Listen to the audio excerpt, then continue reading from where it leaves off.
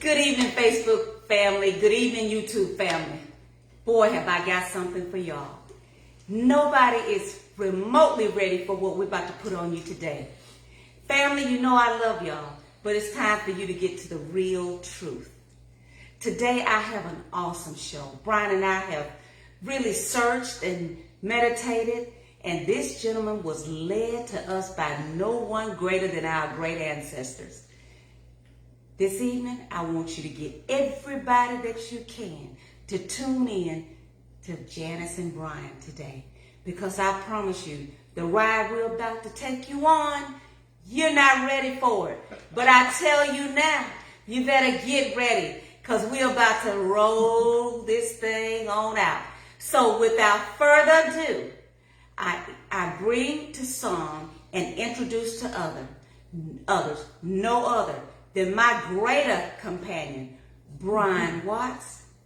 But wait a minute, I'm going to step out and I'm going to bring in the greatest of the great, another profound historian. So you better sit back, relax, and get ready for this. No one other but the great Siraj from Selma, Alabama.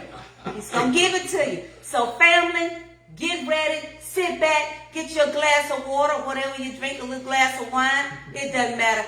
But these two great men are going to bring it all in.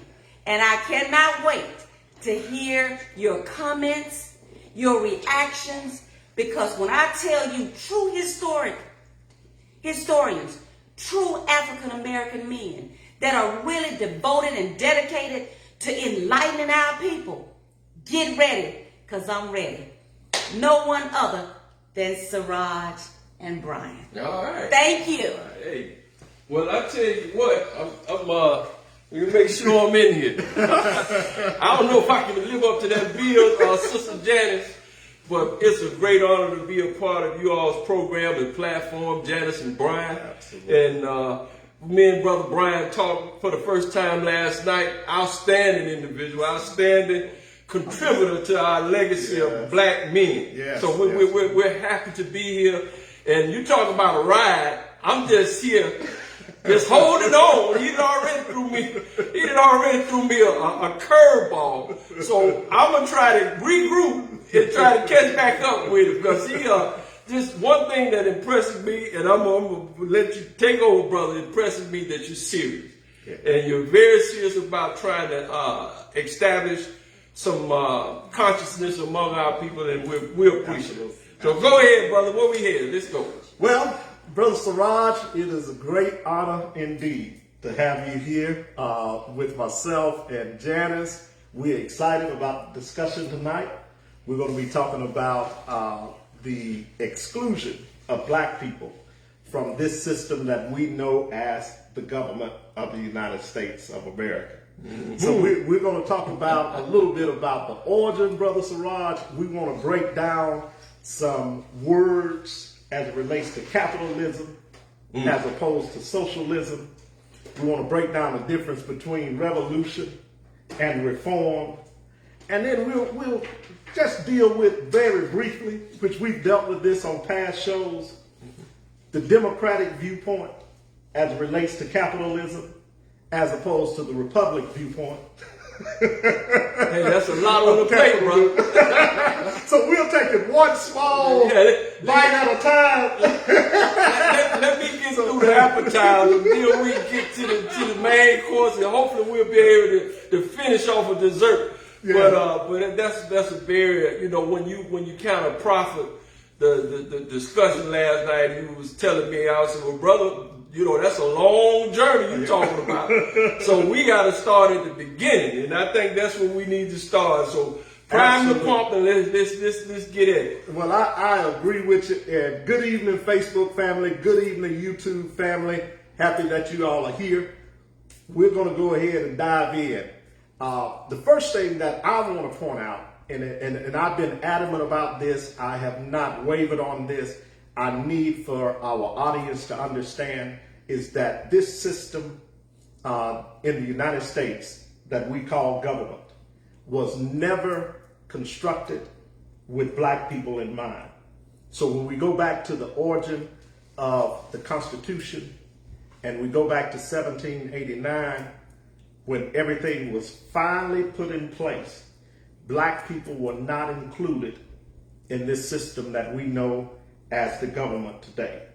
So when we talk about politics, Brother Siraj, one thing that I've noticed is, specifically today, and I'm going to fast forward us. So from 1789, dealing with knowing that the Constitution was not written with black people being included, today, black people tend to put all of their energies into this process that we call government and politics.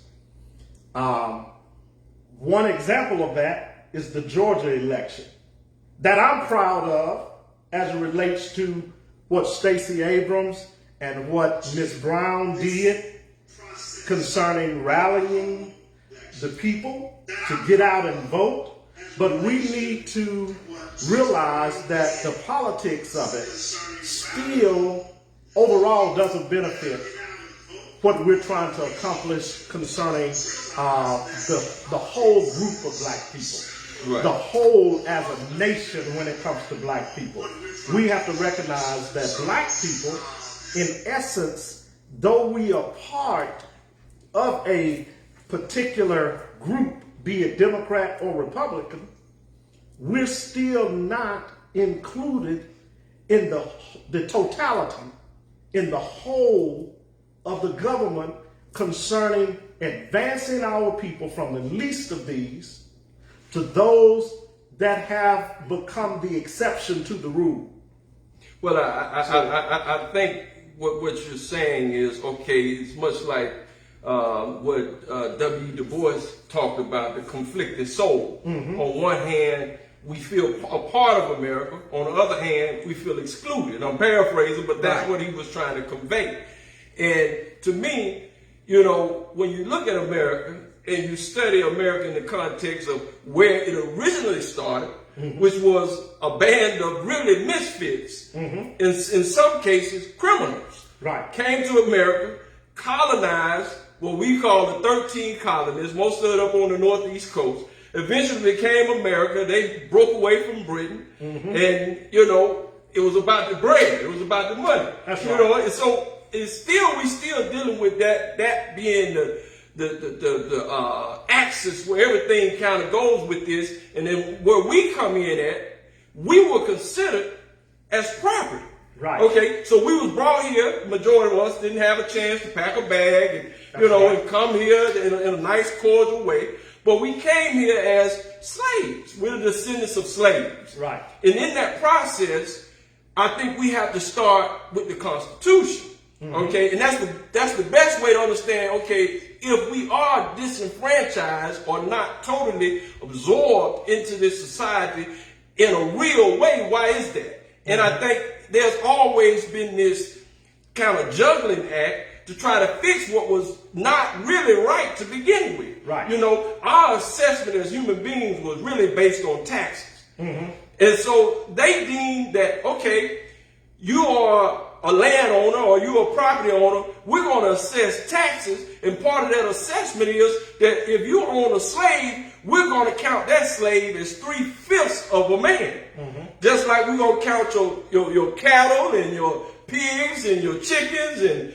And so we always have kind of found ourselves in the middle of this balancing act. So let me break it down. And that's a good point. So to help the audience understand.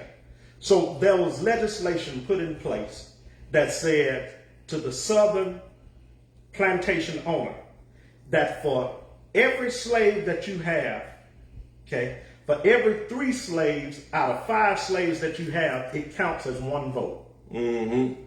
So the whole concept in the terminology of a slave being 3/5 of a human being actually came out of the legislation that the southern plantation owners and the southern political leaders said, hey, we're falling behind in the vote as opposed to our northern counterparts. Mm-hmm. So the legislation deemed every slave, if you have 5 slaves, then 3 of those 5 counts as 1 vote. So that came into existence to be known as the 3/5 law, where the African slave, it had to be 3 of them to count as 1 vote out of every 5. So we've been trying to measure up a long time. and so when you take that, but this is interesting that, and I'm glad you took us back here. When we go back to New Amsterdam, which was New York, Okay, that's true. okay, where the market, where everything began in that central location. New England. There you go. Okay. New England, New Amsterdam, which is your New York, Philadelphia, New Jersey, that little, what I call that panhandle. But here's the interesting thing. When we talk about slaves, you said slaves were property. Right. The interesting thing is where Wall Street exists today is the genesis of the slave trade market. Okay, so You saying we were being traded on as a commodity? absolutely, we were stock for the plantation owners. Livestock, the real livestock. Real livestock. In actuality, the whole terminology, livestock, comes from the premise of a live human being being labeled as chattel. Yeah. Well, the whole. So the concept of livestock didn't come from the cow being out in the field. It came from the Negro that was picking the field. That was livestock. So we were the first commodity to be traded on the stock market. Hey, I told you this brother's serious now. Hey, he's serious now. Like I said, I got to catch up. But you know, I don't want to divert because it's so many layers to this, and I don't want to get away from that. But the whole idea of slavery itself, when it comes to the institution of slavery that was placed upon our ancestors, is totally different than what was considered to be slavery in the world at the time. No one in human history has been placed under the oppression in the absolute horror of shadow slavery like we were. But in that burden, this is my personal belief, God has a plan.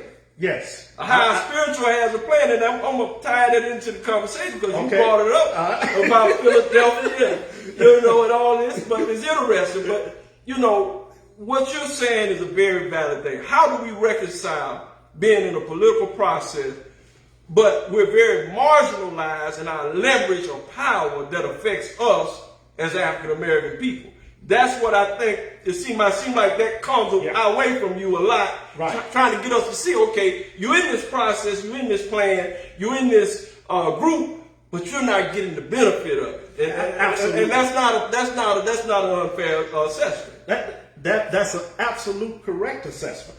When we look at African American people today in this 21st century, the first thing that we like to holler about is having power in politics.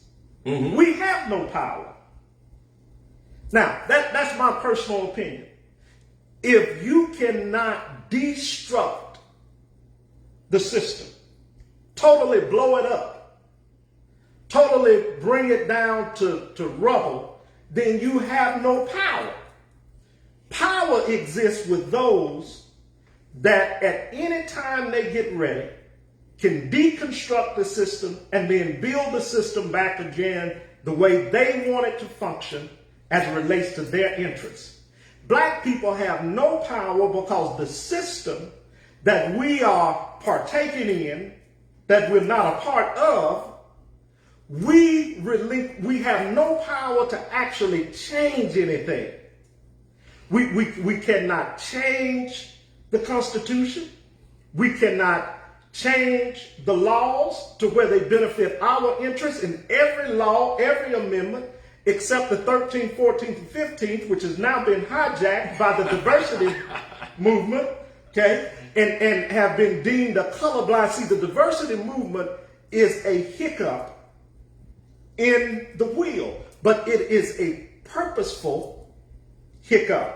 It is something that now they are using to promote a colorblind society, which takes the emphasis off of what the 13th and 14th Amendment was written for, or who it was written for, which was supposedly the slave that had just been freed. Now for the sake of the audience, yeah, I know you got to just hang in there. Low fruit for you. Give us 13th and the 14th Amendment, which I think applies directly to us, and as a result of us getting the right to vote, being recognized and prohibited and so on. So what the 13th Amendment, I tell everybody, the 13th Amendment is, in my opinion, is a platitude amendment.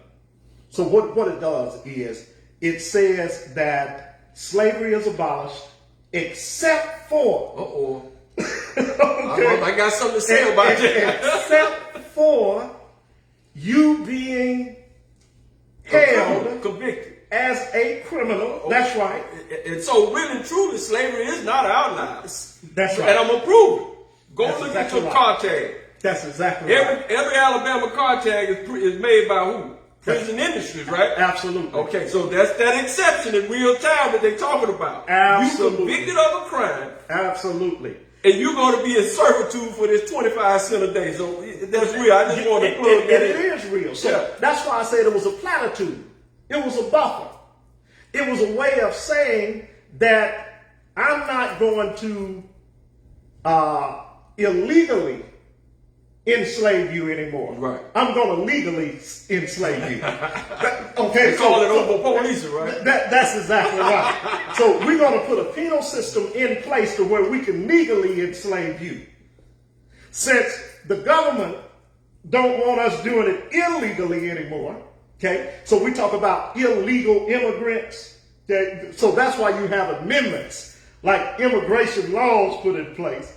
And it's for the purpose of the government using that labor legally so that they would not be labeled as slaves. Okay, same thing applied to us in the 13th Amendment. It was a legal way of saying that we are going to enslave black people based on criminality. Well, it was an extension of the Fugitive Act. You know what I mean? And they just had to kind of update it a little bit. But the 14th Amendment, give us a breakdown on that. Okay. So what is the 14th Protection under the law, so to speak. That's what it says. I'm just saying what. Look, I'm giving you the protection under the law.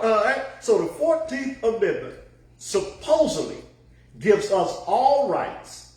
Now, what it said, as of any other citizen, and protection under the law, except for, then I'm going back to this, unless you are deemed a criminal. So it piggybacks off of the 13th. They keep that clause in there. That's why the 13th Amendment, that's why that clause was put first. Okay. Now, here's the thing. Here's the problem that I really have with the 14th Amendment. Citizen is not defined. Okay. As it relates to the African person that the 14th Amendment is supposedly written to protect. Okay. It doesn't directly address the grievance. That's right. And it doesn't directly address the person that was supposed to. Yeah, that's right. That's got the grievance. Yeah. Okay. So it never specifies that the African person. Okay. So if we're born, what the 14th Amendment says, in this country, then we are considered citizens. And we have all rights and protections under the law as of any other citizen. Okay. Now, that's what the 14th Amendment declares, but it never defines citizen from its definition when the Constitution was actually written. Article. Yeah. There you go. Yeah. And so if you do not define that the African person that was enslaved is free, have any other rights, then by default, you can leave them out. So now the 14th Amendment doesn't apply to the one that you said it was written for. See, like you said, the one that had the grievance. Well, that's a whole, like I said, this is a very fluid conversation for the audience. Just consider me and Brian just some brothers, y'all. We just rapping. That's right. We doing what we do as if we was on the block chilling. You just getting it in real time. That's right. That's exactly right. So, but that's a very fluid conversation, and it's a very deep topic because really that came about as a result of the quote-unquote Civil War, right? Absolutely. Okay, now we talked about this last night, and we didn't go into any depth about it. You talked about the political figures there, and one of them was right out of my hometown, your wife's hometown, William Rufus King. Right. Was one of the congressional people that was elected from the South during Reconstruction. The thing that's important for us to understand about that particular period, they had federal troops that were stationed in the South that provided protection for the once enslaved blacks or African Americans or Negroes,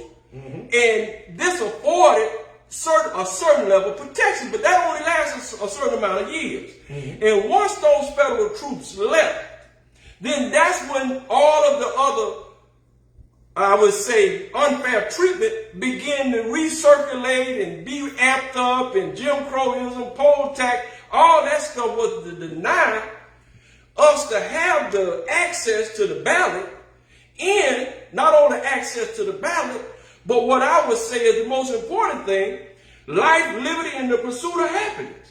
See, if you can't have the pursuit of happiness without land, that language is in the Constitution for you to understand you're supposed to have part of this material world. And that's part of the pursuit of happiness. So those slave states that participated in the Civil War, in the insurrection. See, rebellion and insurrection are two different things. We just went through a mild Civil War. More people don't realize that. January 6, 2021, was a mild Civil War clash. Against the elites and the non-elites, which I call the Hatfields in McCoy's, the modern day, because that was a war between white people. See, black people always been caught in the middle.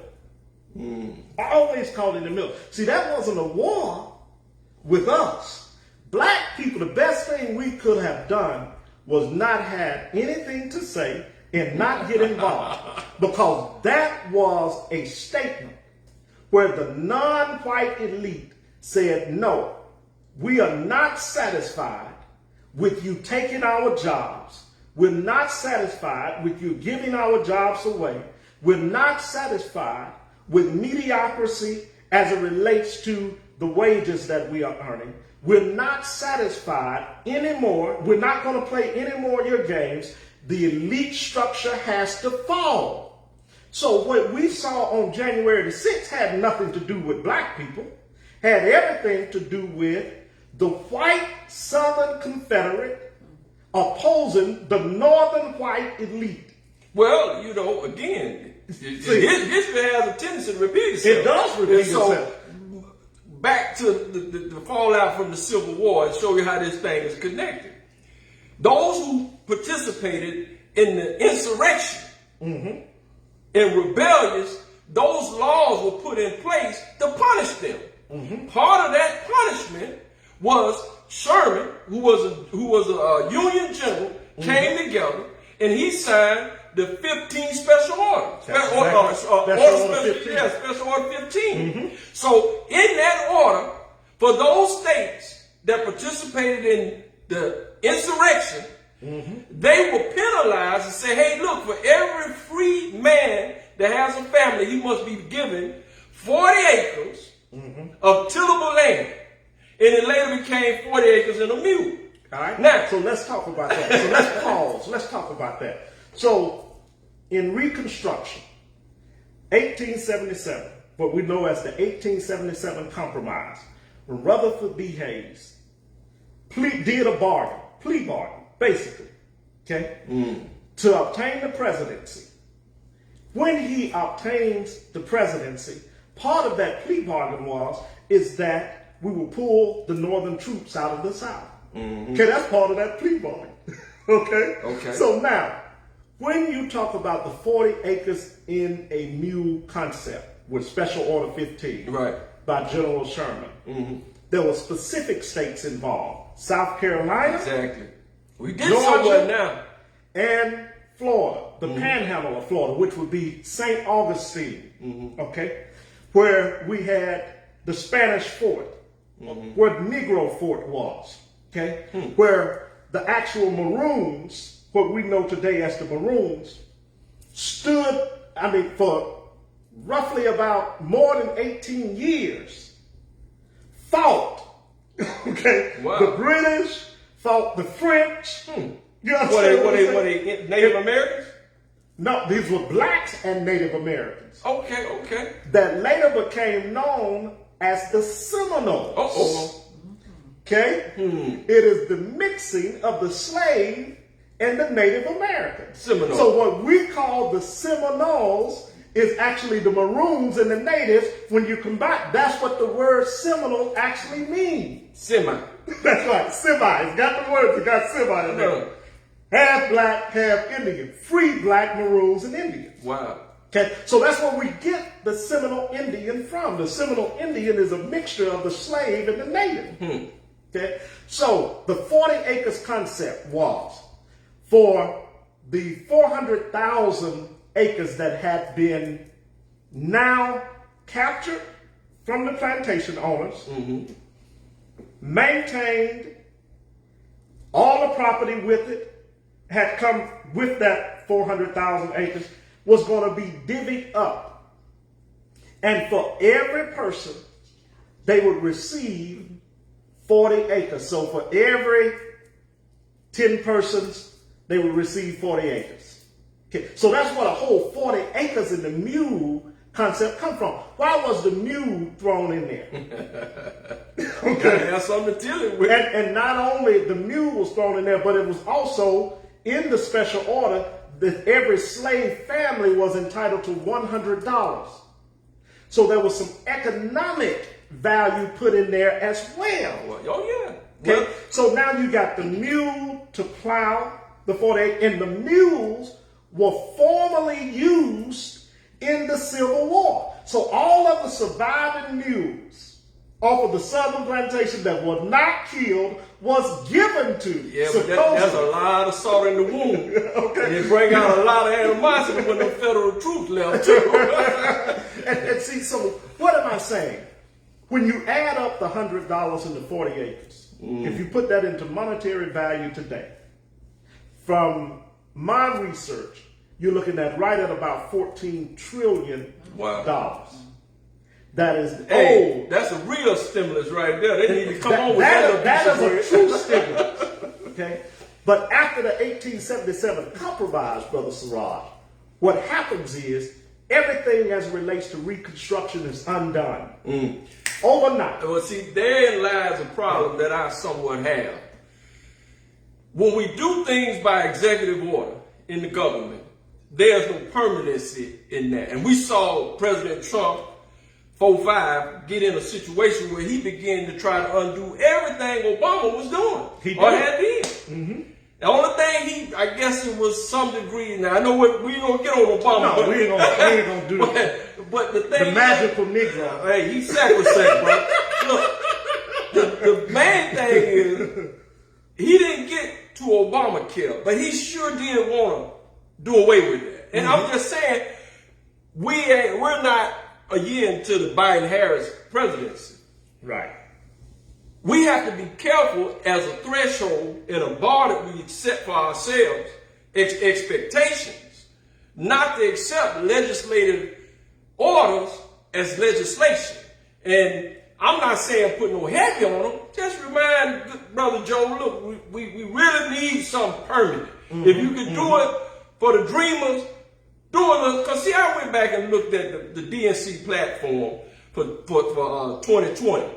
And one of the major, they call it Saving the Soul of America. One of the major parts of that platform was an attempt to deal with over-policing, disproportionate amount of African Americans being locked up. This is part of the DNC platform. So just that alone, if there's something that could deal with that in a legislative way, it would be a win. But I think what you've been saying and trying to get us to see, sometimes we get happy with just the platitudes of everything. Yes. And we don't really try to get to the meat on the bone. You know what I mean? And you're exactly right. And I'll put it to you this way. We have become conditioned to accept the crumbs from the master's table instead of being at the table wanting the full course meal.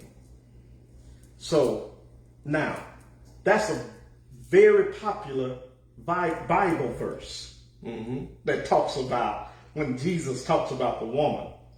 And she says, is not the servant worthy of the crumbs from the master's table? See, that's what we have become conditioned to be, no more than the dog that roams around the master's tables and look for the crumbs. I thought you was about to go into that to give me the hem or the garment, but we're going to leave that alone. Let's go. We ain't gonna cross that tonight. Because then you finna get deep in. But that's what we have been conditioned, literally, Brother Siraj, to actually only accept the least that we can get. But why is it? Now, see, here's where I understand where you're coming from, Brother Brian, but me, I just see a picture where we got to look at the establishment, we got to acknowledge the frailty in the system, and we got to try to improve upon it for the positive outcome. But it's like the book says. You said back to the book. It says charity starts at home and spread abroad. Okay. So my thing is, how do we get our leadership that looks like you and me, that's we're electing and sending to advocate on our behalf, whether it's a city level, county level, state level, congressional level? How do we hold that element accountable? That's a good question, and I'm going to tell you like Brother Stokely Carmichael said. Okay? He said there's a difference between a reformist and a revolutionist. A reformist is somebody that looks at the system and says that I'm okay with the system, but we need to do something to implement changes in certain areas. He used an illustration with that. The illustration he gave is, he said the reformist looks at the house and see the bad walls, see the bad cabinets, and say we need to go in there and replace the walls in the cabinets. That's how the reformers see the house. Now we got a stake in the house because we replaced the walls in the cabinets. But you did not look at who owned the land, nor did you see the condition of the foundation. So they never address ownership of the land, and they never address the condition of the foundation. A revolutionist goes in and says the foundation is rotten, and the one that owns the land that the foundation is sitting on is rotten too. So let's get rid of the owner. We buy them out at whatever cost that is needed. We tear down the foundation that's rotten, and then we build on our land, and we build our foundation, and then it doesn't matter about what walls and cabinets you put in there, because you own everything. Okay, so what we have as politicians today are reformers. See, they're not doing anything to affect the foundation. See, my stand is, and I'll continue to say this to every politician, starting with Montgomery, because Montgomery politicians, they have no power. They have exemplified no power. What they do is organize nonprofits and trickle down money. It's still the trickle down effect into poor communities. Okay, they leech off of poor communities. They use black people. They're predominantly black. They use black people to fund their organizations to sift money to themselves, through themselves, but yet instill those that really need help. The condition of our people are the same. There we go. You only affecting 3 to 4%. And then the 95 to 96% still left in the same condition. So my thing is, if you're going to get change from a politician, especially a black politician, I don't know if y'all heard this week, but I watched his whole speech. Senator Warnock, is that him? Yeah, Warnock, yeah. Warnock. Gave the most beautiful speech I've ever heard on the Senate floor. I know it got to be a catch with that.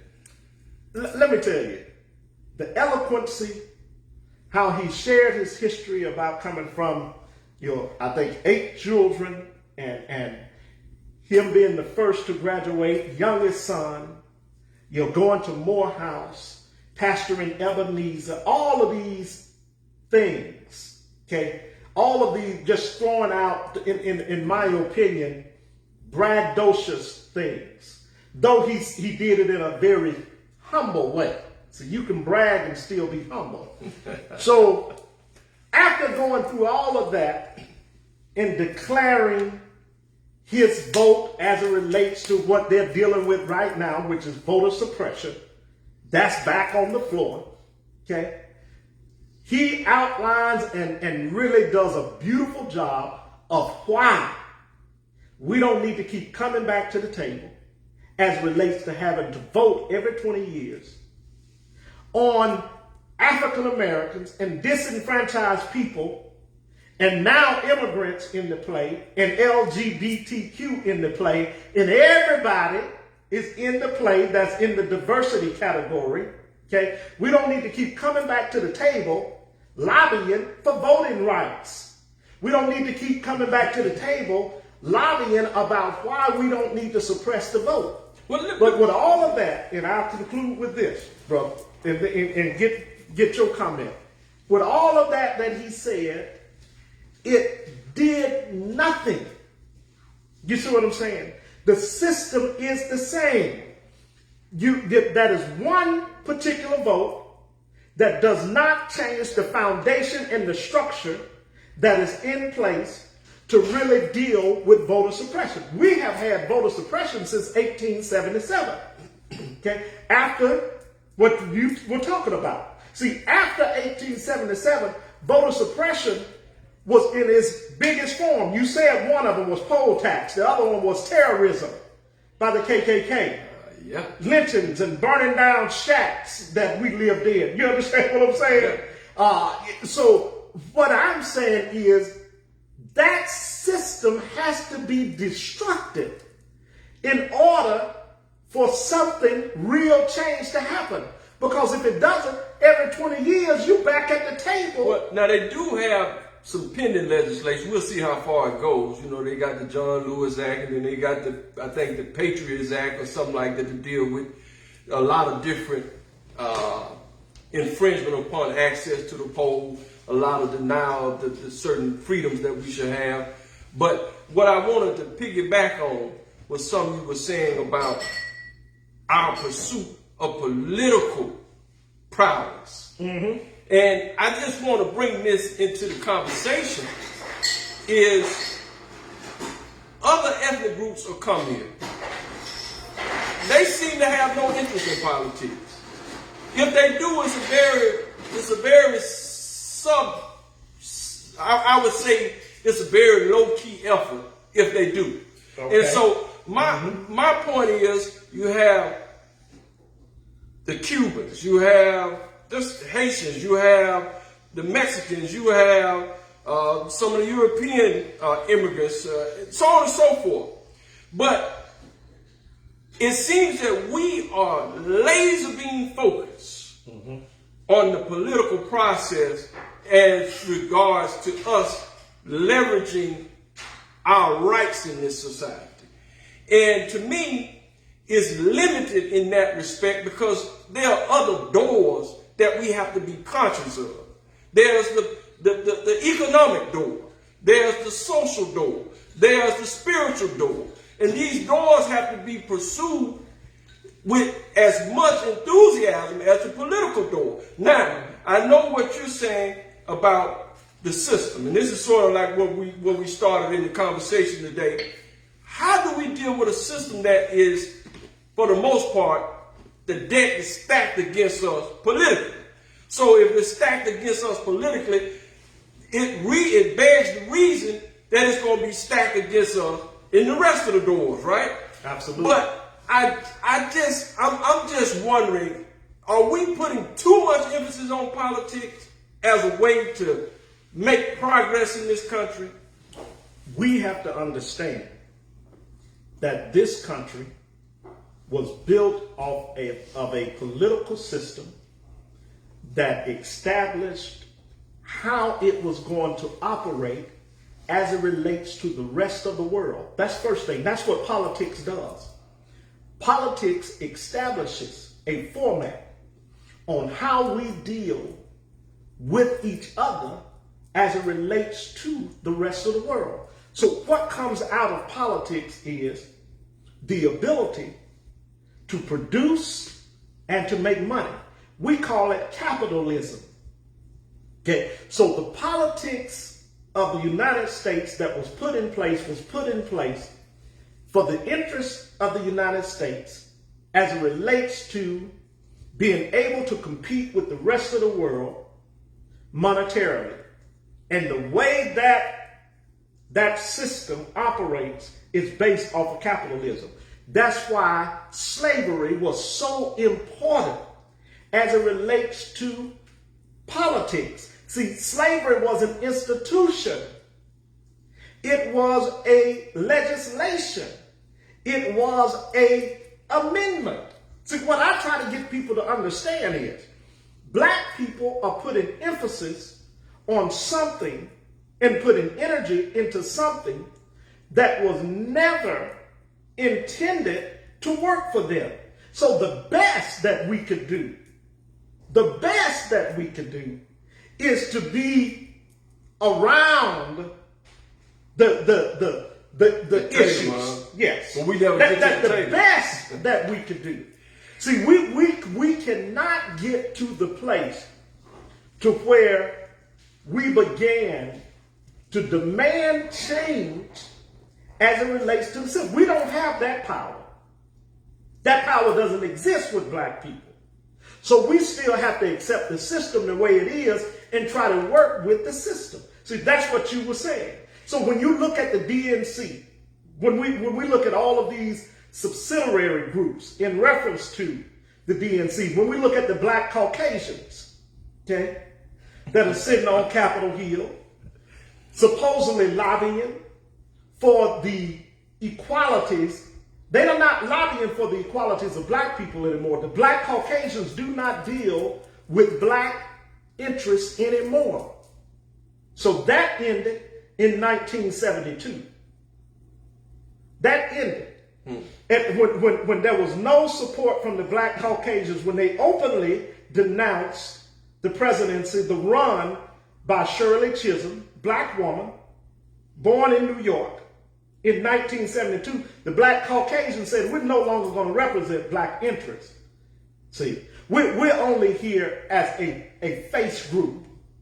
The interests of black people, whereas it relates to fair education, where it relates to economic equality, where it relates to healthcare equality, we're not going to deal with those issues anymore.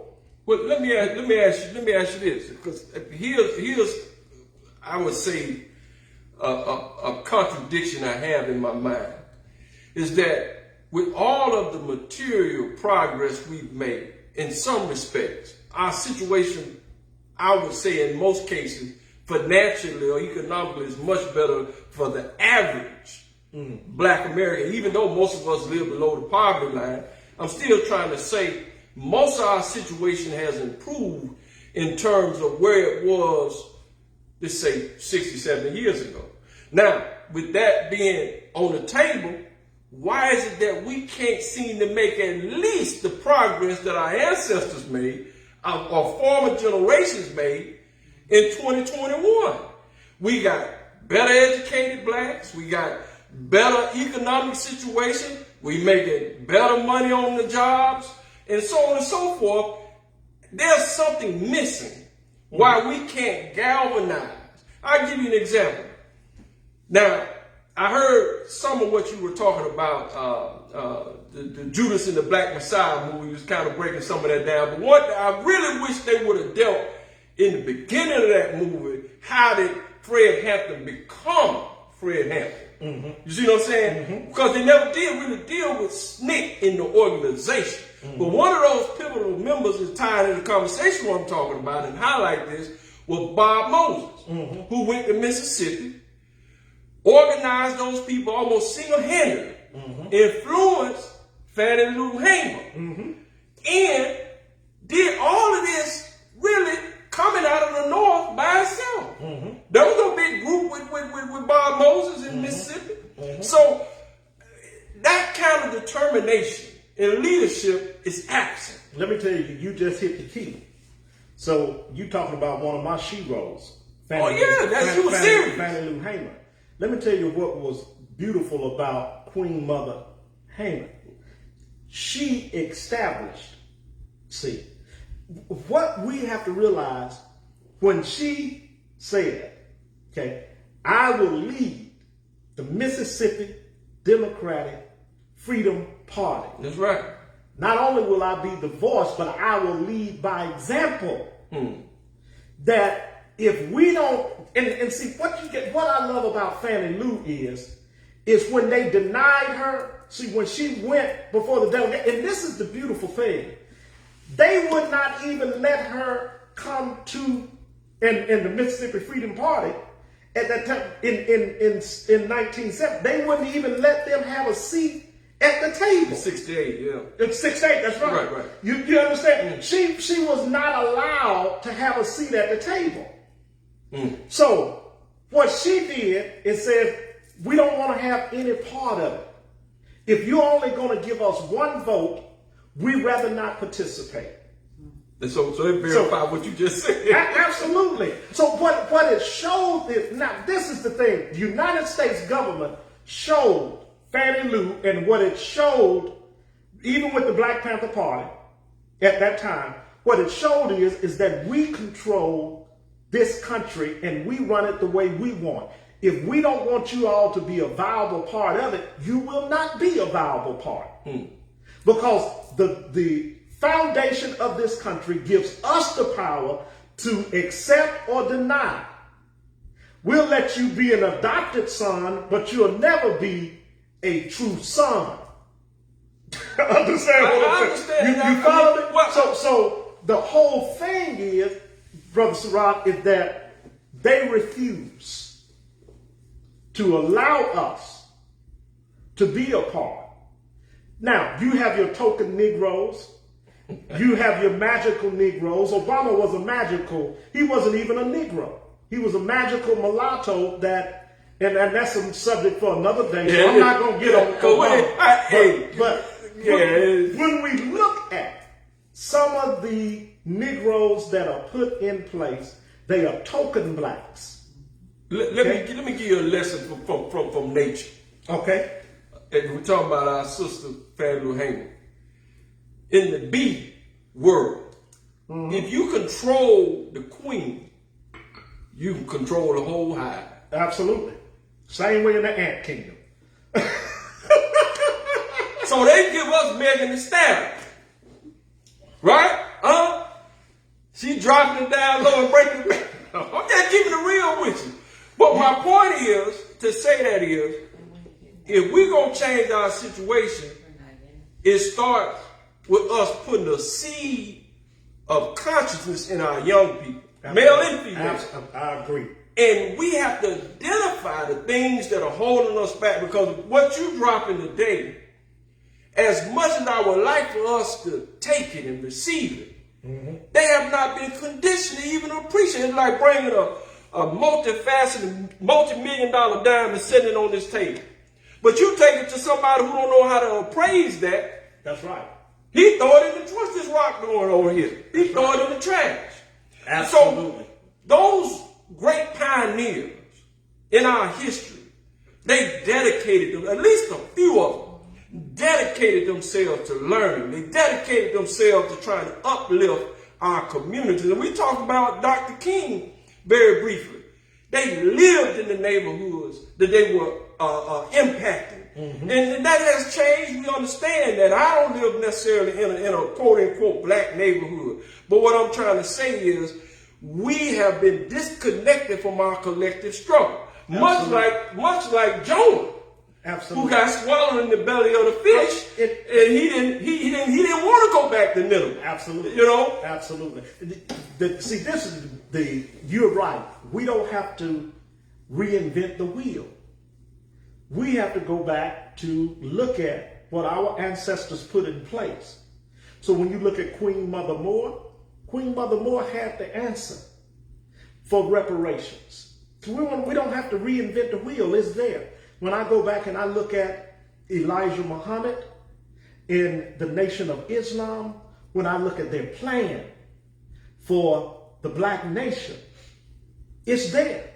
When I go back and I look at the UNIA Constitution with Brother Marcus Garvey, one of my mentors. Your man. Yes, sir. The man right there. It's there in the Constitution of the UNIA.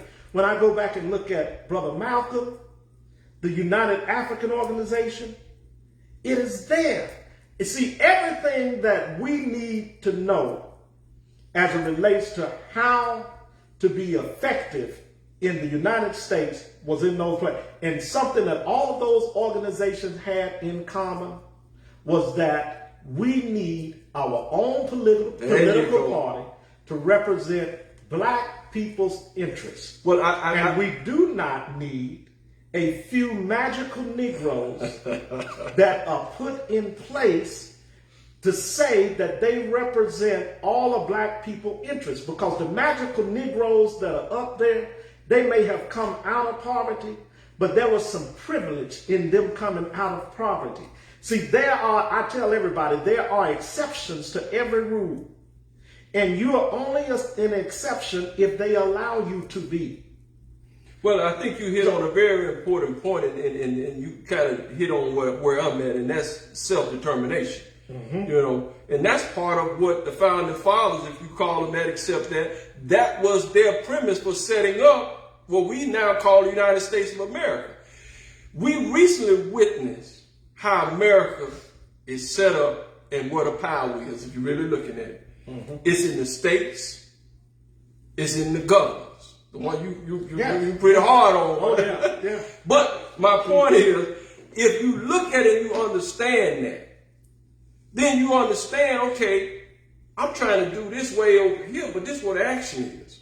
Now, you had, this kind of bring this back up and tie it into the Civil War and the so-called punishment for the slave states that went against the Union, blah, blah. Shelby versus Eric Holder during the Obama administration. Yes. Very important piece of legislation.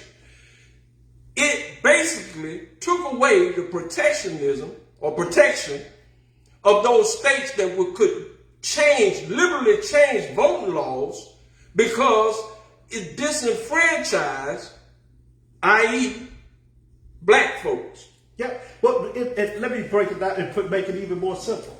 What it did is it restructured gerrymandering. That's somewhat all. That's the sum of it all. It restructured gerrymandering where the power remained with the white Republican votes. See, we as black people have to understand the only difference between the Republican Party and the Democratic Party, okay, is that the Democratic Party are sympathizers with our plight. Okay, that's what the Democratic Party, they sympathize with us. They say they feel sorry for us. Okay, the Republican Party says that we're sorry for you, but we just don't sympathize with you. I think they're pretty obvious about that. You understand? So that is the only difference. See, the only difference is one says that they're sorry, they feel sorry, and the other one says, that we're sorry, but we don't really care about you. Back to the Shelby versus Holder. The premise of them striking down that Section 5 of the Voting Rights Act is that they said that the states were infringed upon in their sovereignty. Now, let's go back to the very beginning of the language of the Constitution. This is the premise in the foundation of the United States. Most people don't realize this. Yes, it is. Every state is really an entity of itself. It's an entity. Yes, it is. And they come together to form the United States of America. So when you see these different little actions, this government said, well, we ain't wearing no masks. They know exactly why they're doing that. States' rights. States' rights. Sovereignty under the Constitution for each state to actually delegate officials and to operate its citizenry. That's right. The way that it deems best. Right. As long as it does not violate federal law. That's it. Okay. But they can do a lot of maneuvering and they doing it. When you can't give a man a glass of water and he's standing out in the hot sun to go vote, you know something wrong. Oh yeah, absolutely. Absolutely. Voting is what it is. Okay. But I want to cut you off. Do you think that ever be overturned? No. You don't see it happening. I don't. They left the door open now. It will never happen because it is the system that's in place. So when you look at Shelby versus Holder, when you go back to that, okay, the whole argument is that they could not redistrict certain areas. So they fought that. They took that to court and said, no, we can redistrict certain areas. So that was the premise. So it wouldn't necessarily strike down that particular part, but they got the bonus. That's exactly right. They wanted to redistrict certain areas where the white vote would be more powerful than the black vote. And they do that today. Oh, yeah. Even in your predominant black areas. Let's look at Dallas County. Majority of the voters are black. Hey, man, you finna get on the real hot topic now. Dallas County, Perry County, majority Wilcox County, County, majority of your voters are black. Okay. But who remains in power? Okay, now that brings out a good question now. So as we begin to critique the system, but we got predominantly black county commission, predominantly black city council, even the administrative executive officers are black. How do we reconcile that as the system when the system is reflected in what you look like? Let me tell you, you don't reconcile. Because let me tell you who runs those politicians. It is the old county plantation money that's still in place in Lowndes County, okay, that Stokely Carmichael went and fought against and told Brother Hort when he was setting up the Lowndes County Black Panther Party. That's where all of it started. Okay, Judge Hewlett. Yeah, when he was setting all of this up. See, he said to them, what we want to do is put our own people in place. What happened was that the white constituents of Lowndes County said, no, you're not going to do that. We're not going to allow you to do it. Regardless, it doesn't matter who you bring down here. It doesn't matter how you organize. Our money runs this county. Now, you understand that? I do, but I still have some issue with that being the linchpin that's holding this thing together. Because if we understand our collective power and we understood our collective determination, we have no power. But we have no power because we're not understanding the people that we're putting there. There's no accountability. Case in point, if a person runs for office, black or white, how many of us go back and look at their record and say, okay, this is what you ran on, but what did you get accomplished? A, B, C, D, and E. We're satisfied just to say we got a black person in that office. That's all that matters. And we never ever take the substantive look and say, okay, what did you do? Qualitative or quantitatively, what did you accomplish? And as long as we don't have no accountability in these black counties, you call the dogs on the cows too. It ain't never gonna happen there. All right, let me ask you this. What is power? In your definition. Well, I'm gonna give, I don't know what Webster say, but I'm gonna give you my idea of power. Power is the ability to affect change in a consistent and meaningful way through your actions and determination. Okay, I would say that's a good definition. Now I'm going to use your definition as it relates to these black politicians. If they truly had power and you got majority black politicians in place, could they not go back and restructure the county laws to where it affects black people? Could they not go back if they have power? It's too advanced for them, brother. and redo They could. those, you understand what I'm saying? Now you are probably a better authority on that than me because I don't know how that affects the legislative part of that, and can they really do that on a county level? It has to be approved on a governmental level. So now this is what I'm showing you.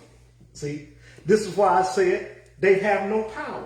Because see, still now everything still would have to go through the Alabama House. Yeah, I got you. And then it would have to be passed by our wicked government. I got you. You understand what I'm saying? So now, so this is what I'm showing you. I got you.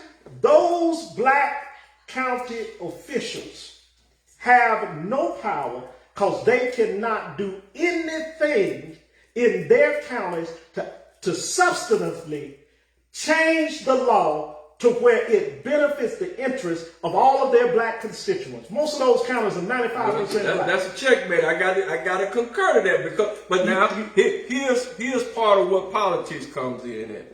And we just recently saw that, and we talked about it yesterday. Mm-hmm. You had the gambling bill come forward, not that I'm for gambling, I'm just saying I'm watching the game. I'm just watching the game, calling a ball, a strike. So they don't allow any of the places that have predominantly African American places to be included in this casino bill. Mm-hmm. Okay, now the leaders that's part of our delegation, whether it's where I live or Dallas County, wherever these places are, can they effectively bring to bear any voice in a political way to change that outcome? That's the $1 million question. Can we still use our leverage? Is it going before the media and doing things like Dr. King said? Can you galvanize the core grassroots? It just seems like that second leverage piece that they don't know how to leverage that either. Let me tell you what the gambling bill is about. The gambling bill is about white people putting more money in their pocket and raping black people. That's what the gambling bill is about. Bottom line. That's the bottom line. That's as simple as I can make. See, if it's not going to benefit white people, see, when they talk about people going out and voting on this bill, okay, that they're going to introduce again, it's about, do white people see a way to where they can make money off of this? That's why they're put in the same legislation, they're going to put in legislation to limit the Indians, okay, gambling casinos, and they're going to make it, they're going to begin to tax. There's a certain tax that they're going to apply as it relates to not only the Indians, but to the lottery itself, if they allow it to come.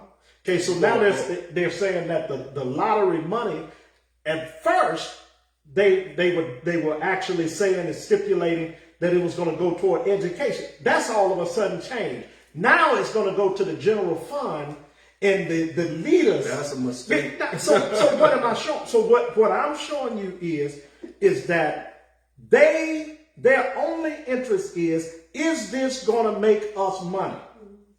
It's not about it really affecting the people. No. I never thought, but see, here again, I got to give you props on that. Because most of our people, first of all, are not going to go and really dive into something and try to understand it, let alone bring it forward in digestible way. Right. And show us, okay, here's what the skinny at on this. Right. And this is what I'm saying. There's a double-edged sword in this whole thing. Until we raise our expectations of leadership, I think we're doomed to have this kind of subpar performance, not only in our neighborhoods, not only in our educational pursuits, in our social quality of life issues. All of that's going to be impacted because, again, the threshold is so low. Right.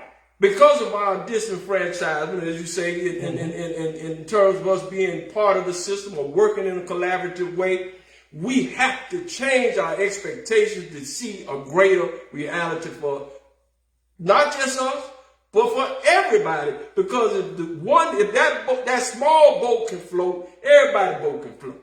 I really believe that. But if you disregard one group of people, it always ultimately comes back and bites you. It's just an immutable law. Well, so you're exactly right. And I think that the whole concept to change the structure of black people. See, black people are subtly being genocided out of society completely.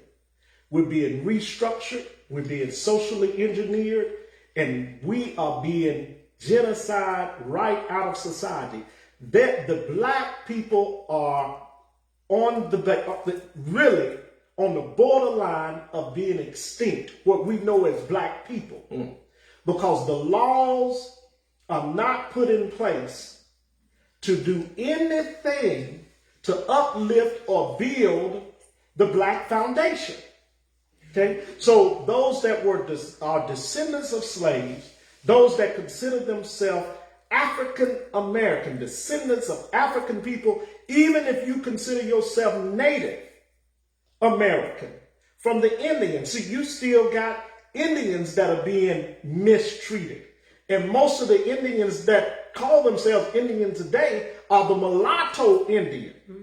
Do you understand? So question, I don't buy that Porch Creek thing. I'm just gonna be you're exactly right. See, Porch Creek is really a mulatto breed. But let's just digress for a minute. Okay, we know that Alabama was occupied by the Creek, Choctaw, and these other native Cherokee. Where are they at? So the origin, they just disappeared. But no, you got to go back to see when you look at the origin of what happened to most of the Indians outside of Jackson's massacre to the native people. Most of your dark Indians died of smallpox that were bought over by the colonizers, that actually were put into the blankets and the gifts that were given. So most of your dark Indians were done away with. So when we look back at history, when Columbus landed here, okay, and he looked at those people and called them Indians, the word Indians comes from a root word, indigo, which means black. So what he was saying was, these are the same native people. These are the same black people. He didn't know what to call them, so he called them Indians. See, Indian was never considered to be, it never meant to be an ethnic group. What it was a word that described the color and the texture of the hair. And they were dark people with wavy black hair, brother. You got it. You understand what I'm saying? I got you would have been, if Columbus saw you today, he would call you an Indian, not a Negro. Understand? So now I can give you a whole nother lesson on the native people. But what I'm saying is, when we look at hold on one second. Now, where else you gonna get this in? Let's just be honest with you. Where else you gonna get this in? Y'all give this man some props. He throwing his rod like Moses through his. Go ahead, bro. So I'm gonna end on this, brother. But when we look at black people, see, one thing that we have allowed society to do to us is separate us. See, they're still separating us by color, by hair texture. See, they are socially engineering us now. Every commercial, I said this on one of my other shows, I'm going to continue to say it till somebody to the light come on. Every black woman now on a commercial is with a white man, with mulatto children. We're going to leave that alone now. Driving the SUV. And you know, I'm the first to say, I've got some people in my family, just like all blacks do. Okay? But that doesn't mean that I'm not a proponent of the black family. See, the black family structure, the black woman being with the black man, having black children, is being done away with. And that is by design. They are socially genociding the black family. So now if they cannot lock the black man up, they refuse to educate the black man. You understand what I'm saying? Do you got Netflix? I do. Have you ever seen the series Bridgerton? No, I haven't. You need to watch it. Well, leave that alone. I'll watch it. You and Janice get on there tonight. So there again, it goes back to the subtle social dynamic. Well, now we might be arriving at the answer to the whole problem. You understand? I agree with you 100%. This is what we're in total agreement at. Our problems are not going to solve until we can reconcile the family life. Absolutely. And there is something wrong when you have so many of our young African American females in a situation where they're trying to fend for themselves. In a very difficult, I think all often about my mother, who basically raised me and my other two brothers by herself with little male help. And it's only as an adult I can comprehend how difficult that was. Oh yeah, absolutely. Now you put that in 2021 terms. There's a de-emphasis on even getting married. There's even an emphasis not even bringing the male and the female together, let alone other things that's collateral to that thing, you know. So you're right. But until we can solve that problem, and it's going to require a little bit of, we talked about the 3/5, right? So I understood your technical idea, but I also feel those framers of the Constitution also understood that we're going to talk about the 3/5, but we also talk about the 5 senses in the human being. And 2 of those senses that we're going to deny. We're going to deny him his vision, and the people without vision, they perish. And we're going to deny him his hearing. And whoever soon let him hear the word of God, right? So we're going to give you the other senses, but we're going to deny you these 2. And without that, you can't have a vision and you can't hear the word of God. We're not going to make any progress until we come back to some kind of moral authority in our lives. All right, so I'm going to throw this out there here at you. And let me kind of help our audience to understand that they gave us the word of God. Matter of fact, they used the word of God to further our enslavement. That's true. It's a historical fact. I can't fight it. So the word of God was not prohibited to the slave. Matter of fact, it was used as a tool to groom the slave to be more subservient to the master. That's where the whole master-slave relationship comes from. It comes out of the theory of the word of God that the black man was less than the white man. And that Cain, descendants of Ham, was somehow cursed. Right. Okay? So, now, which was a lie. Now, I can go into the true context of that. I understand. But they used the word of God to perpetuate the ignorance of black people. They did. Okay? And making them feel that they were subordinate and their gods were subordinate to their main God. Now, that's a whole different subject. Put a pin right there. No, so, if you put a ring in an animal's nose, right? Follow me, Facebook. Don't get lost. If you put a ring in an animal's nose, you can lead him anywhere you want to lead him, right? Absolutely. Now, that's back to those 5 senses. They left you with the nose. The spiritual aspirations where you breathe the air. And they manipulated the spiritual understanding to make you think that you were inferior and they were superior. You have history now. It's not me trying to flavor the conversation, but the historical fact that we were given a religious teaching And the slave master would sit there with a shotgun or whatever threat that he has, while we taught the sermon to our folks. And you better not talk about them verses that be saying, hey, look, you need to fight what's wrong. You need to do away with wrongdoing. Hey, you didn't bring that up. You talked about how to be subservient to your master. Absolutely. So I understand what you're saying, but they play with the nose is what I'm saying. So let me give you some history on that. So in Africa, you have the Maasai tribe, which part of their culture is having a nose ring. Okay? The nose ring is symbolic of the beauty that the female exemplified, and it also identifies her family in the tribe. So you had different color nose rings, you had different shaped nose rings, you had the nose adornment to go in different nostrils. That was all culturally rich for us.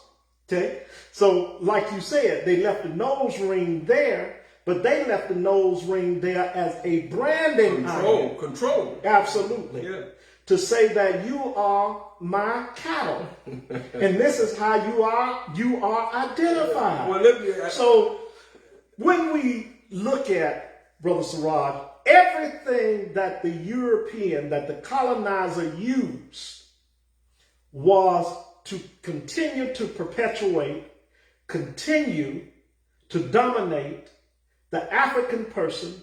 And one way they did that was by brainwashing over and over. It became part of the system. Yeah. So when you look at the Constitution, see, what you have to realize is that all of the founding fathers owned slaves except one. Which one was that? Give me a minute. No, because I've never heard that before. Yes. Go ahead. And I'll tell you in a minute. You can always tell me later. Go ahead. No, I'm writing them down in my mind. I'll let you know before the show is out. Okay, but all of them except one were slave owners. You got the writer of the Declaration, the master pen to the Declaration and the Constitution, okay, Thomas Jefferson, that had an affair with a young black slave that he made his harlot. You understand what I'm saying? I know about that. So what I'm saying, and not only that, he probably used more scripture to validate his theory as it relates to the slave relationship. Even though he, in himself, he said it was wrong, he penned, okay, based off of the second treatise, pre-constitutional, with the continental. Let me ask you a question right there. What you're saying is facts. Most of us know this. Now, my question is, even though you might bring that to the majority of our people, how many make adjustments in a perception? That is a good question. And I think what we have to deal with is the Southern mentality. Me and you talked about this a little bit. Okay. See, there's a political strategy in the South called the Southern strategy. Okay. And there is a religious strategy in the South. Okay. The Bible, black belt, the Bible belt, the Bible thumpers, the holy rollers. All of those are terminologies that are used to describe the mentality of those that are indoctrinated into certain denominations. Okay? So if you are a holy roller, then you're somebody that's of the Pentecostal persuasion as it relates to your denominational belief system. Right. Okay? If you are a Bible thumper, then most likely you're up under the denomination of the Southern Baptist belief system. Okay? So there are certain belief systems that were put into our mind to help us to understand that there is no other system that you had in place prior to this system. Well, so when you go back and you look at the prior to the founding fathers, when you look at the John Carpenters that influenced the founding fathers, the Thomas Jeffersons, the Benjamin Franklins, the George Washington, they influenced, these were great thinkers out of Britain and England that wrote based on the Enlightenment theory. And the Enlightenment theory said that God had placed the African in the earth to be subservient to the more intelligent white Caucasian man. And they used that as influence. This is before the United States was even thought about, to persuade white people all over the continent of Europe, okay, that black people were put on this planet to serve them. That is part of the genesis of slavery. So you got to go back to the papacy, and you got to go back to Pope Benedict, Pope Leo. You see, you got the 14th. You got to go back and you got to look at those men and their persuasion. See, when they signed the edict that the infidel is to be reduced to servitude, and the infidel is the African. This is what starts. Well, I guess, I'm trying to point with that question more than anything, is that there's so much information out there. You are a conduit of information. Mm-hmm. You're bringing a lot of light. You and your wife are bringing a lot of light on this show. Mm-hmm. My question is, can we some kind of way recognize the truth? Even if you can't necessarily, digest it right away. Go do your research. Absolutely. Go. That's one of the things that Carter G. Woodson said. He said the real objective of education is to get a man to think. Mm-hmm. And I think so many times we just refuse to do that. So I think we might be out now. But okay, yeah. That was it. Yeah. Thank you. We got our researchers here with us. But I'm just saying. We got to get to the point where we have to. Who didn't own slaves was Thomas Paine, who wrote the Common Sense, and John Adams. Did not. Well, only two. So it was. I said it was one, but it was two that did not own slaves. Thomas Paine and John Quincy Adams. John Adams. That's right. Yeah. And Hamilton opposed. And Alexander Hamilton, who the famed Broadway show, was written after Alexander Hamilton opposed slavery in a very nonchalant way. Well, we're still That's a historian. Back to Carter G. Woodson. He said you don't necessarily have to physically have a man in bondage, but if you control his thinking, then you can control him. And I'm just saying we have to get to the point where we begin to think analytically, critically, and when we arrive at the truth, accept it. Absolutely. Because a lot of what's going on right now, and to be frankly honest with you, a lot of our leaders and educated people, they know the truth. Mm-hmm. But they won't come to that realization that I'm going to submit to the truth. Mm-hmm. And therein lies the problem. Therein lies the misdirection. Therein lies the lack of accountability. And I think until we can get to that accountability of accepting the truth, once we arrive, and it's not just going to just happen overnight, but something is wrong. I call it the placebo effect. Mm-hmm. We keep taking this medicine, but our situation is deteriorating. Like you said, if we don't straighten up soon, we're going to be in very, very dire straits. Mm-hmm. And our situation is not improving at all, really. From when Dr. King was assassinated in 1968 to now, has our situation improved or has it gotten worse? What would be your assessment? It's worse. Okay, that's what I'm saying. So it's worse. It's worse now. And so how do we change the tide on that? When we are having a weaker expression of leadership and accountability on a national level, local level, for that matter. And let me say this. Some of us have progressed because we have learned how to operate in the system. Okay. But for the majority of black people, our condition is worse. Why? Because the system that they put in place is working. So I'll say this and we'll get ready to end. See, the system that they put in place as it relates to drugs up under the Reagan administration with crack cocaine, when you label the crystallized form of cocaine worse than the powder form.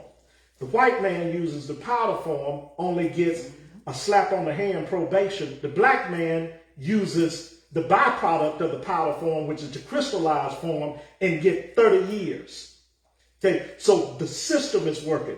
Up under the Clinton administration, No Child Left Behind, the system is working. When you amp up testing as a form of judging the intellect of a child, now, because black children are more visual and more artistic, you eliminate that, amp up testing, now you decrease black children moving on as fast as their counterpart, ultimately to the point of discouragement to where they dropped out. They drop out of school. The system is working. Black men, you totally do away with jobs when it comes to young black men. You do not try to teach them a trade. You do not try to go in and do apprenticeships programs, but yet you build the school system so that they do not participate in sports and they're not sports standouts. Then you push them toward the special education school, or you push them toward the school for troubled children. Okay, and I forget what they actually call that, but there's an alternative school. Alternative, there you go. The alternative school. And from the alternative school, they're labeled to now matriculate into the prison system. See, the system is working under No Child Left Behind. The system is working. Then when you go on up, the DACA administration, okay, where you support immigrant children that are born here. You give their parents certain rights and make a pathway available for them to get their visas. So now the workforce, as it relates to the black man, is now diminishing because you're bringing in labor to replace the black man with all of those media jobs that they would normally have. The system is working. Now you push them towards selling drugs to try to participate in the capitalistic system. See, selling drugs is a capitalistic idea. But you tell the black man it is illegal, and yet you legalize the pharmaceutical that does the same thing. The system is working. See, until we affect the system, until we destroy the system, then black people will not advance in this America. Biden is working the system. He does not have any power to change anybody's condition. The House of Representatives is putting everything in place, and they're putting legislation in place that deals with us on a very minimal and minuscule basis. Now, what they've done is put legislation in place to eliminate the black man by saying we're dealing with the colored man. We no longer have the black man.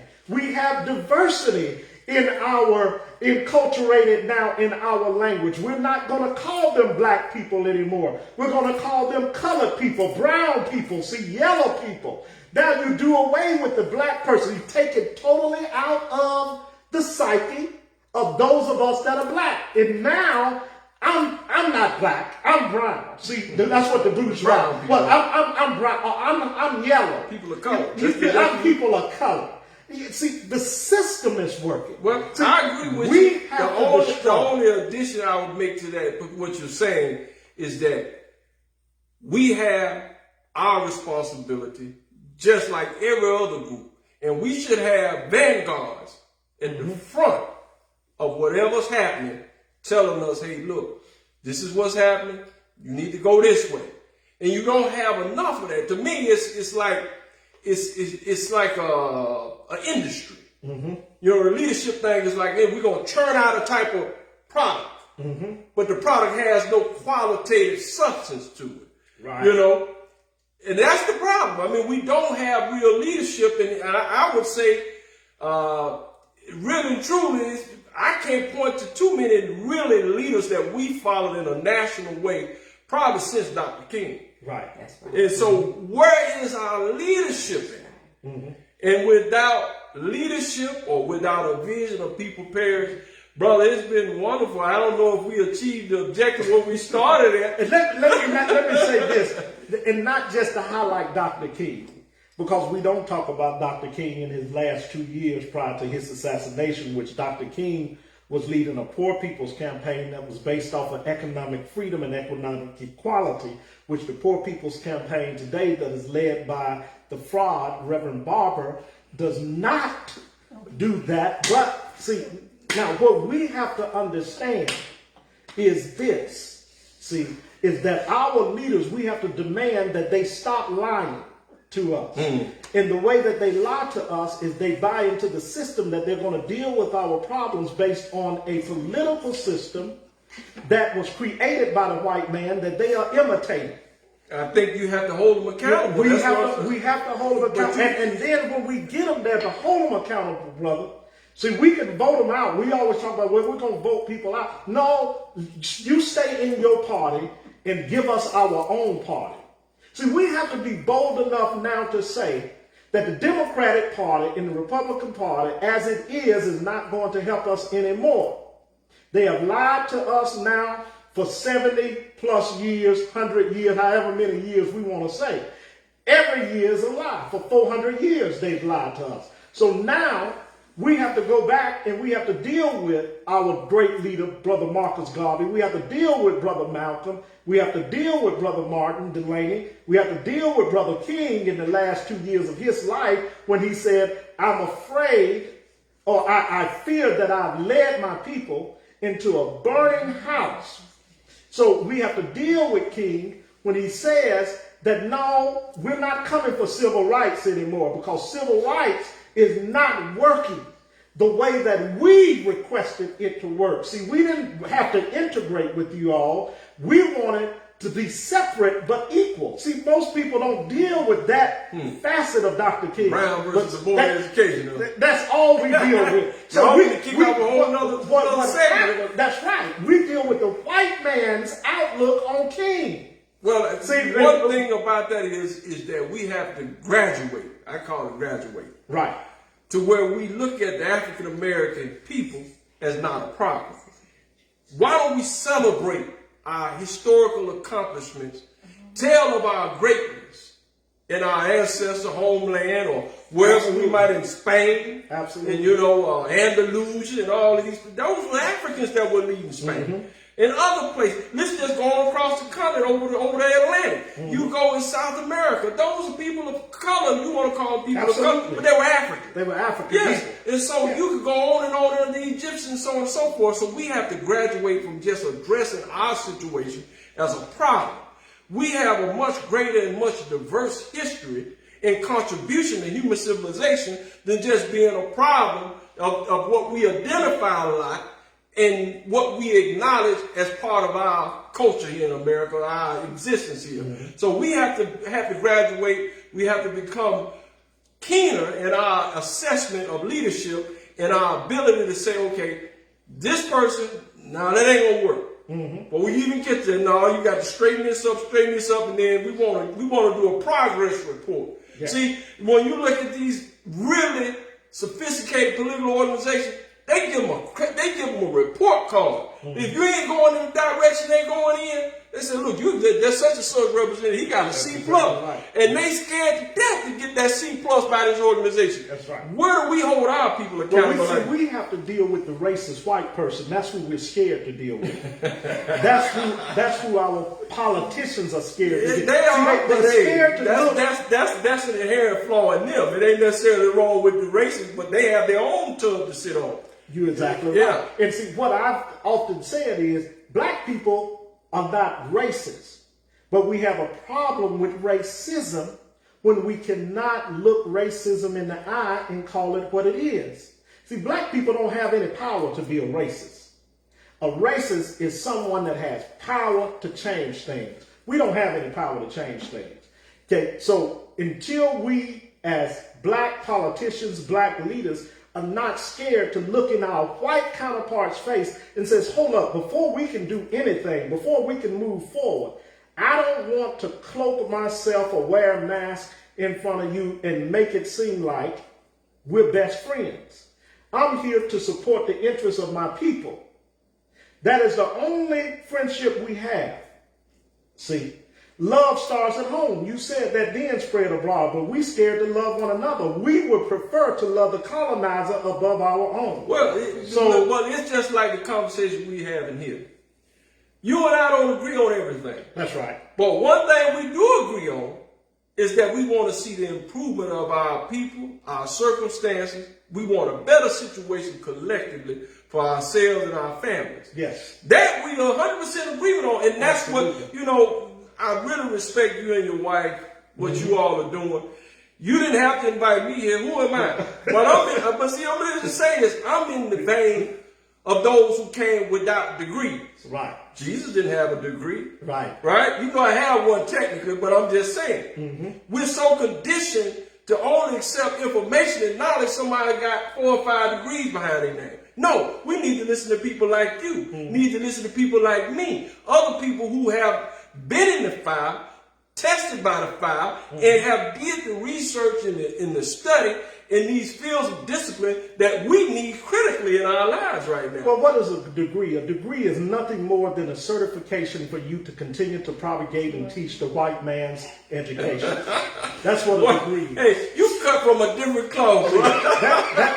That's what a degree is. That is all a degree is. You know, see, because you go to a white institution and you learn white folks' theory, white folks' philosophy. So a degree is no more than a certification for you to continue to promote the agenda of the white man.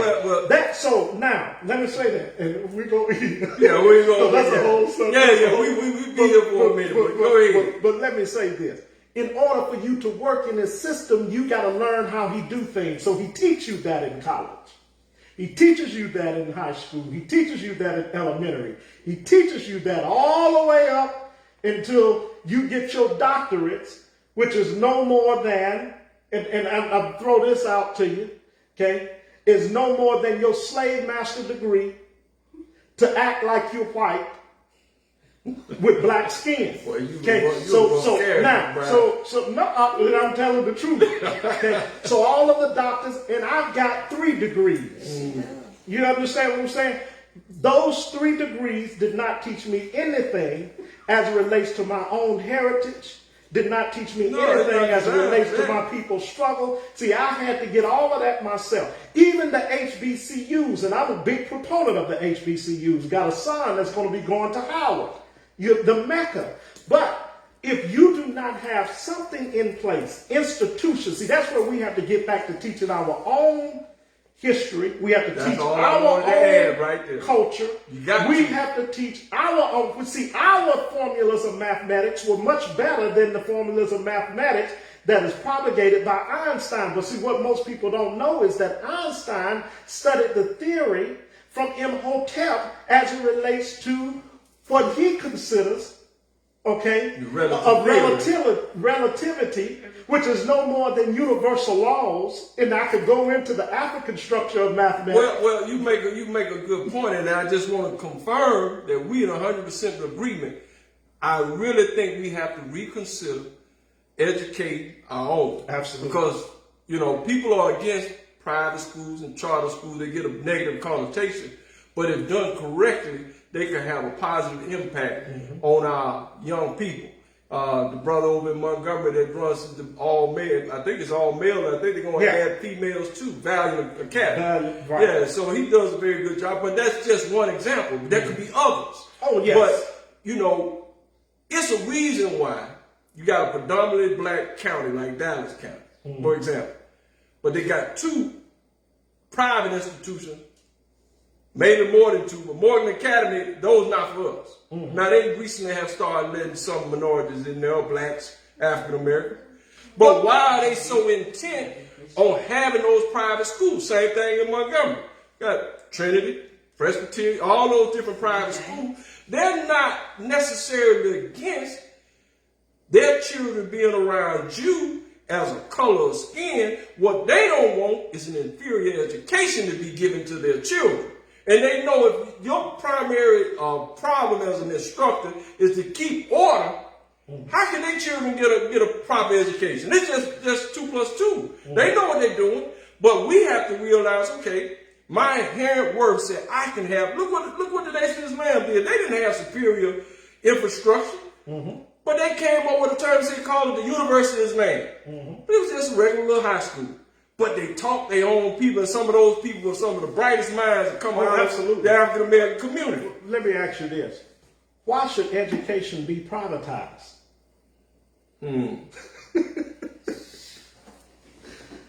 I want you to think. I'm gonna have to think on that one. Brother, it's been we Facebook family, YouTube family, we can talk all night.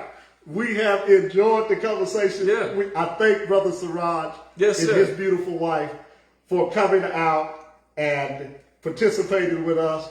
Thank my beautiful promoter extraordinaire. I hope we lived up to the bill because she ain't on thickness.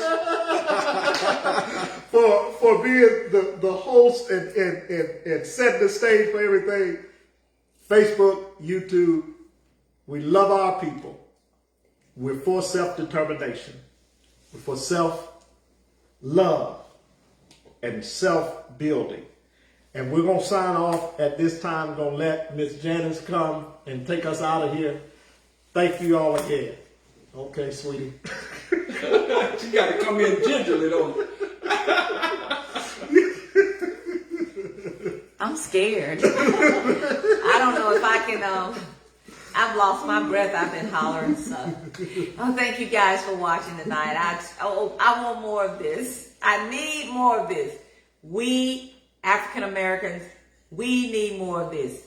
Let's make this happen. Make this go viral. Let's get it to where it counts. You know, let's take it to the White House, okay? That's where it'll make a difference. That's where we'll make a difference. That is where we'll get what we need to help our people. We love you guys, and we will see you again next Sunday night, same time, same place. You be there. Love you. Excellent, man.